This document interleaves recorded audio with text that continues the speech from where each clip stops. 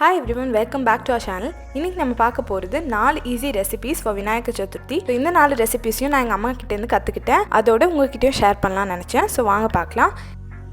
First dish வந்து sweet கொழுக்கட்டை. So sweet கொழுக்கட்டை செய்யறதுக்காக first வந்து ஒரு டம்ளர்ல அரிசி மாவு எடுத்துக்கிறேன்.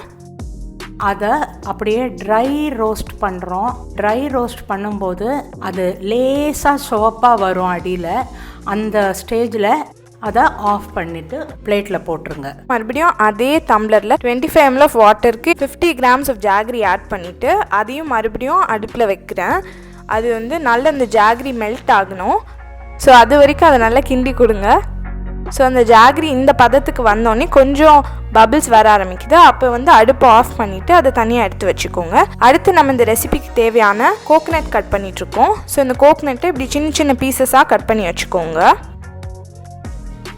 இப்போ இந்த கட் பண்ணி வச்ச கோகனட்டை இந்த மாவோட சேர்த்துக்கோங்க. இப்போ இந்த வெள்ளைப்பாகையும் அந்த மாவோட ஆட் பண்ணி அதை மொள்ள கலக்கிறோம். அண்ட் அது நகைச்சூட்டில் இருக்கணும். அந்த வெள்ளைப்பாகுங்கிறது ரொம்ப ஜாஸ்தி சூடே வேண்டாம். அதில் ஒரு பிஞ்சு சால்ட் ஆட் பண்ணால் எந்த ஒரு ஸ்வீட்டு பதார்த்தத்துக்கும் அது கூட கொஞ்சம் ஸ்வீட்னஸ் கொடுக்கும். இப்போது அவங்க காட்டுற கன்சிஸ்டன்சியில் இந்த மாவை பிசையணும். ஸோ பிசைஞ்சு எடுத்துக்கும் போது இந்த மாதிரி ஒரு கொழுக்கட்டை பிடிக்கிற மாதிரி வந்துடும். ஸோ இட்லி தட்டை எடுத்துகிட்டு அதில் நெய் கோட் பண்ணிக்கோங்க. கொழுக்கட்டை வந்து உங்களுக்கு என்ன ஷேப் பிடிக்குமோ அந்த ஷேப்பில் பிடிச்சி வச்சுக்கோங்க. ஸோ இங்கே வந்து ரவுண்ட் ஷேப்லேயும் நான் வந்து கொழுக்கட்டை பிடிச்சி வச்சுருக்கேன். ஸோ இப்போ கொழுக்கட்டை பிடிச்சி முடிச்சாச்சு. ஸோ இதை வந்து குக்கரில் வச்சுட்டு ஹையில் ஒரு 7 minutes வைங்க, லோவில் ஒரு 7 minutes வைங்க. ஓகே, ஸோ 15 minutesல இப்போ ஓப்பன் பண்ணி பார்த்தோன்னா அழகான அந்த கொழுக்கட்டை ரெடி ஆயிடுச்சு, வெந்துருச்சு.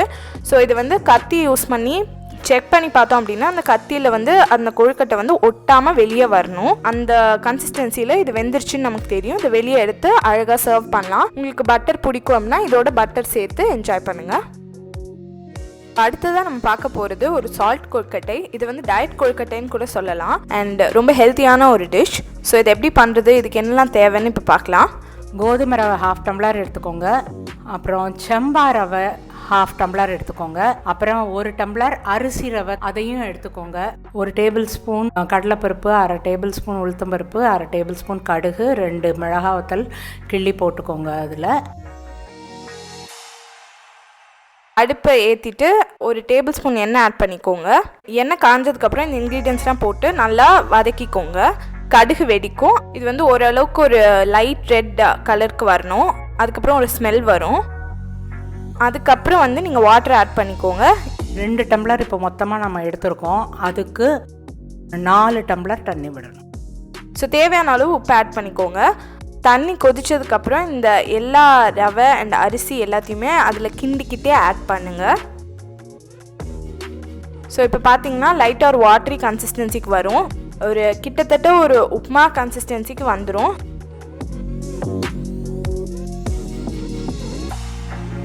ஸோ அதுக்கப்புறம் இதை ஆற வச்சுட்டு தேங்காய் ஆட் பண்ணிவிட்டு இதை வந்து ஒரு கொழுக்கட்டை பதத்தில் பிடிச்சிட்டு மறுபடியும் குக்கரில் வச்சுக்கோங்க.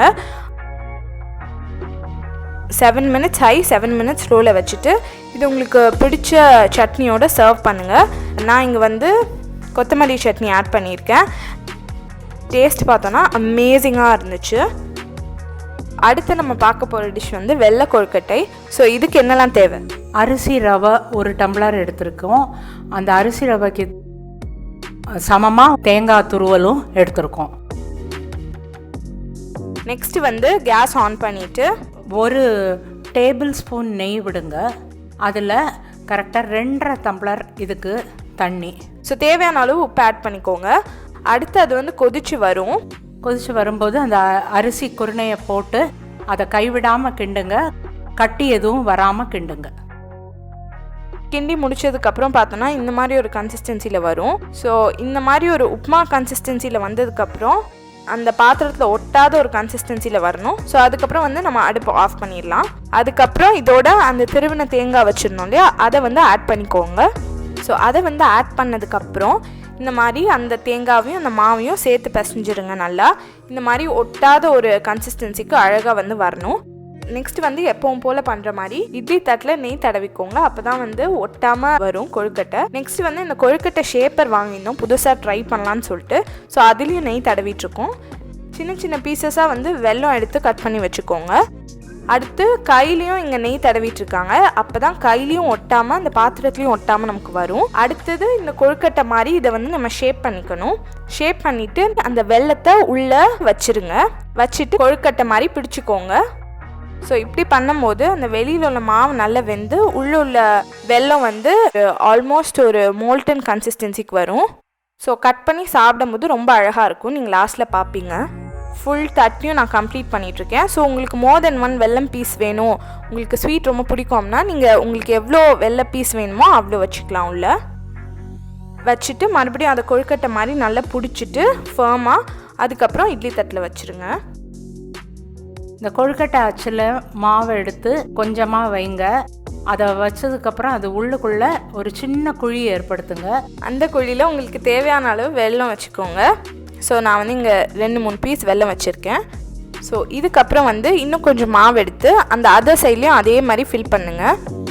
ஸோ அழகாக அந்த சைடில் உள்ளே போகிற அளவுக்கு மாவு எடுத்து நீங்கள் ஃபில் பண்ணுங்கள். ஃபில் பண்ணிவிட்டு அதை மூடிட்டு ஹார்ட் ப்ரெஸ் பண்ணிட்டு ஓப்பன் பண்ணிங்கன்னா இந்த மாதிரி அழகாக ஒரு கொழுக்கட்டை ரெடி ஆயிடும். ஸோ இந்த மாதிரி நிறைய ஷேப்ஸில் மார்க்கெட்டில் கிடைக்குது. ஸோ உங்களுக்கு எந்த ஷேப் வேணுமோ அந்த ஷேப் நீங்கள் வாங்கிக்கலாம். ஒன்று நல்லா வந்துச்சு அப்படின்னோடனே இன்னொன்று அதே ஷேப்பில் நாங்கள் ட்ரை பண்ணி பார்த்தோம். ஸோ அதான் நீங்கள் இப்போ பார்க்குறீங்க. ஸோ இந்த மாவு வந்து நல்லா பேட்டர்ன் பண்ணிவிட்டு ஒரு 1 or 2 செகண்ட்ஸ் மாவு வந்து ஃபுல்லாக சைட்ஸ் எல்லாத்துலேயுமே வந்து ஜென்டலாக ப்ரெஸ் பண்ணிக்கோங்க.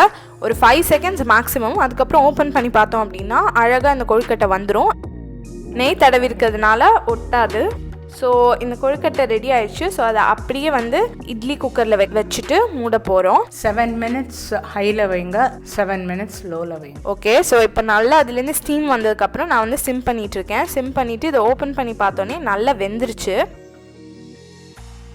எல்லா கொழுக்கட்டை மாதிரியும் இதையும் வந்து நம்ம கத்தி வச்சு குத்தி டெஸ்ட் பண்ணலாம். அண்ட் இதை ஓப்பன் பண்ணி பார்த்தோம் அப்படின்னா அழகாக அந்த வெல்லம் வந்து அப்படியே மெல்ட் ஆகி சூப்பராக ஒரு டேஸ்ட் வரும். ஸோ அந்த வெளியில் இருக்கிற சால்ட் அண்ட் உள்ளே இருக்கிற ஸ்வீட் வந்து செம்மையாக ஒரு டேஸ்ட் கொடுக்கும். இது வந்து என்னோட ஒன் ஆஃப் த ஃபேவரட் கொழுக்கட்டைஸ். ஸோ நீங்கள் கண்டிப்பாக இதை வீட்டில் ட்ரை பண்ணி பார்த்துட்டு எப்படி இருக்குது அப்படின்ட்டு காமெண்ட்ஸில் சொல்லுங்கள். ஸோ கண்டிப்பாக உங்களுக்கு பிடிக்கும்னு நான் நம்புகிறேன்.